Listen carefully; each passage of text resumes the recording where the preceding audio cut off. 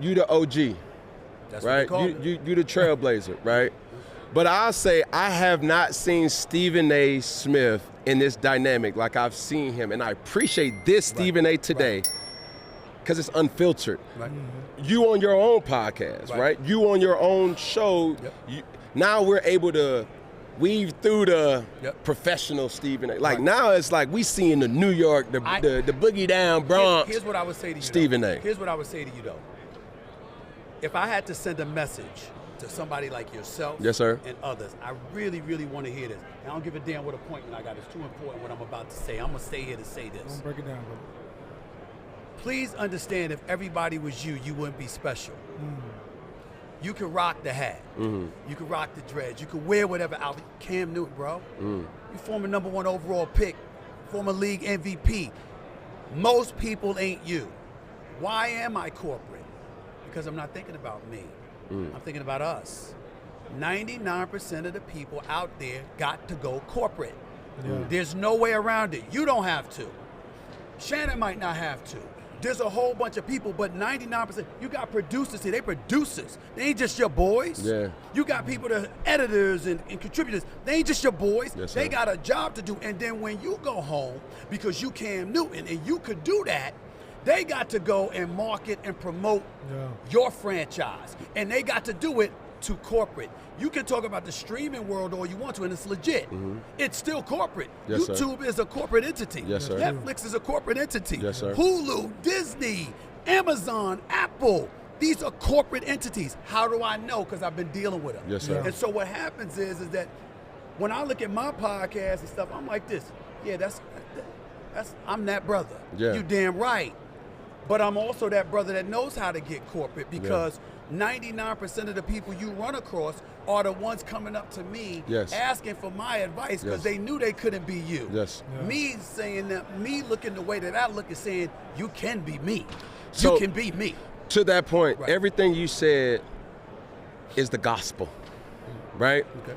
But what I will tell you is this. I say this analogy, and when you hear it, you will get it. Sure. We're living in a new age of how people receive content. That's true. I said that. That's accurate. And there was an evolution of Cam where I said to myself, the clean cut, the fade, the ball taper, da-da-da-da. At the end of the day, you're still who you are. That's right. I don't want to appease to the buckhead no more. I want to appease to the bankhead. And this is why. When you go back to where I'm from, in College Park, when you go back to some of the places in America right now, these kids only see the rappers dressed like this. They see these people who have the pool dressed and act like this. So I'm saying, like, hold on, I got sons, I got daughters. And before I sit up here and tell them you can't get that job because your hair too long, you can't get that job because the way you or where you were from, there's the thing that you're saying. You don't have to lose yourself to become corporate. What I'm saying is now corporate is looking different now. And we have that ability to impact and empower. So yes, we need Stephen A. to be Stephen A. And we also need Cam Newton to be Cam Newton, because when I walk into places, everybody don't get that grace to be able to say, oh, that's Cam, that's just Cam. Well, Cam's the only person. But I'm doing that to be able to tell the little kid, Tay-Tay, OG from the hood, to say like, yo, bro, you don't gotta do that to be that. Okay, but I have a response to that. Yes, sir. That's fair. That ain't even wrong.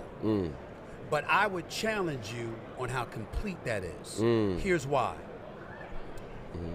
You can say that. The same Cam Newton that could say, you don't have to be that in order to be successful in corporate America in this day and age, is the same Cam Newton capable of saying to them, sometimes you got to modify your game. Sometimes you got to adjust. Now, brother, I want you to do this, but please know, before I got to this point, I did this, this, and that. Yes, sir. You can't leave that out. Yes, sir. You got to tell them that. Yes, sir. And a lot of times we don't see these brothers reaching back to tell the brothers that part.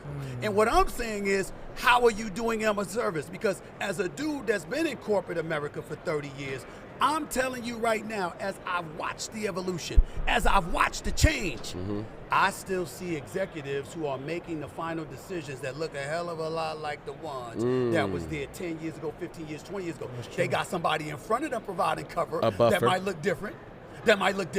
But damn it, the ones that's really making the decisions are the ones that look just like they used to. And they're the ones that saying, okay, well, I got a younger head that look like the modern day individual wants to look, right? Well, he making decisions about thousands of dollars.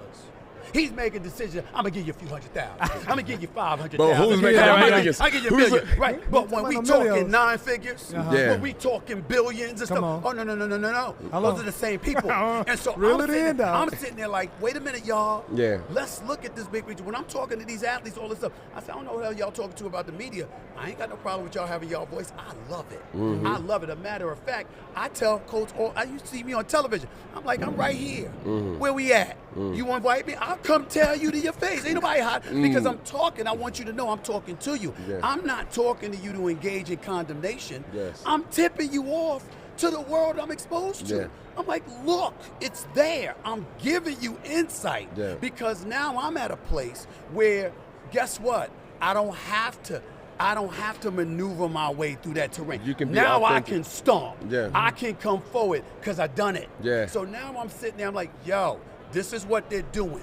Do you want it or not? And last point, I never tell somebody whether they're right or wrong according to my definition of what success is for them.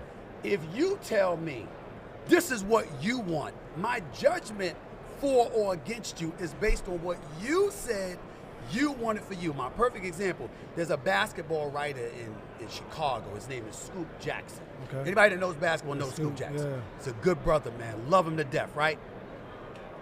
I'm a guy that don't mind being suited down. Grew up poor, had 2 outfits, whatever, struggling with my wardrobe. Once I could elevate my that's wardrobe. Painted on you right there with the broad shoulders. I see that. I see what you did. I told Scoop, I said, yo, there's a reason that contributes to me getting paid this money.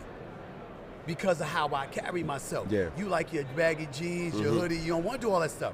He said, Stephen A., this is me. This is how I want to be. I gave that brother a pound and a hug. I said, do you. Because he don't care about the money. Yeah. Right. That's what he wanted to be. Now, the other dude want millions. He wanted a $10 million deal. He wanted a $20 million deal, right? And he's like, nah, I don't want to do that. Well, wait a minute. You said that's what you wanted. There's a different ball game. Yeah. So putting on a suit instead of wearing jeans and a hoodie ain't selling your soul. No. But you said you wanted something. You got to be aware. You got to be aware.